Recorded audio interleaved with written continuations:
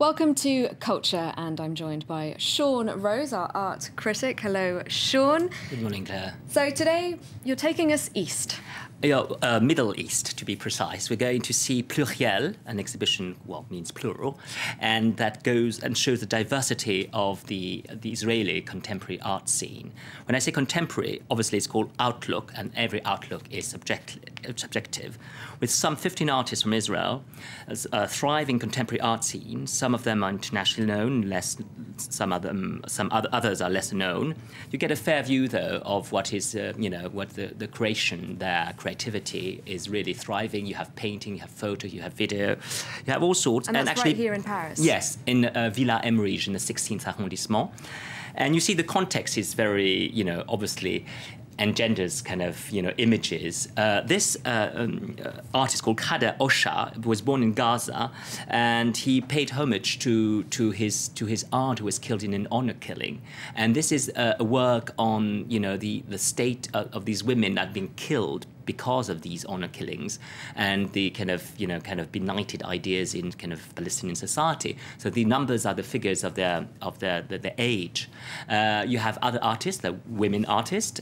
This was a Palestinian, of Palestinian origin. You have women as well. You have people who are born in Russia, because you know that in Israel there's a big Russian community, Russian-speaking community. And this is the doyen, as it were, Moshe Nino, who did this kind of box, a cubicle. Actually, it's the box where the accused, a Nazi criminal, was sitting. And this is not a kind of alien face, but the trace of the knees rubbing against is quite uncanny against the wood. So he loved these, what is called weak images. He loves these kind of appearances, the elusive appearance of something, an elusive image, the presence of something that is gone but is still present. That is his work.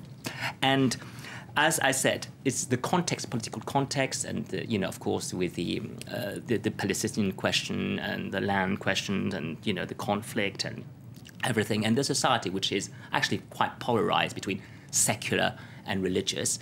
I asked a very good artist called Gal Weinstein, who was born in 1970 and who works with industrial material, what he thought, how he could define himself as an artist, Israeli artist. How can you define yourself as an Israeli artist? We'll listen to Gal Weinstein. I think it's somehow connected to the question that my generation asked it with conscious or without conscious.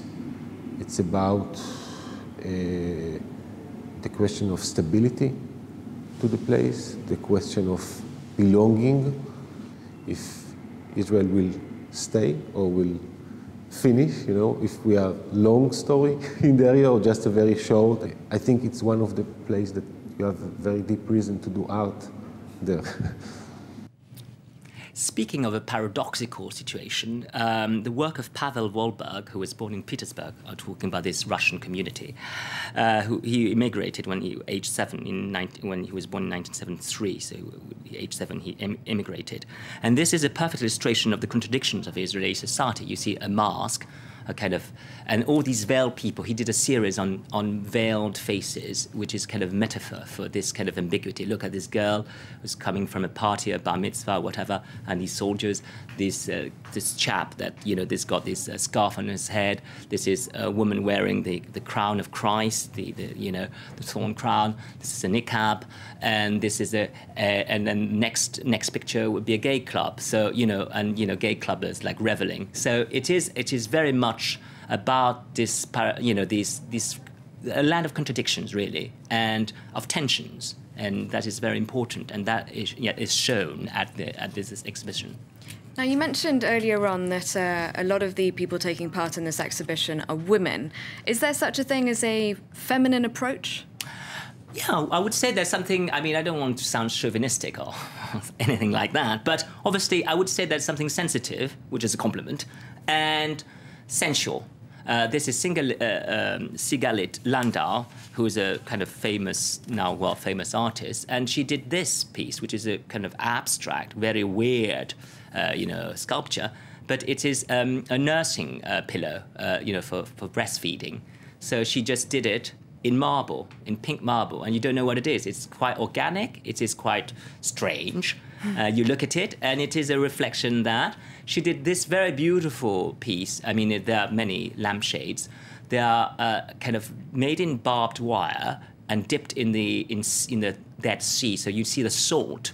And this is about pain and suffering and the salt of the tears. You see, there's a kind of something poetic and very delicate about it. You know, you wouldn't have a man like killing someone. You just have this lampshade.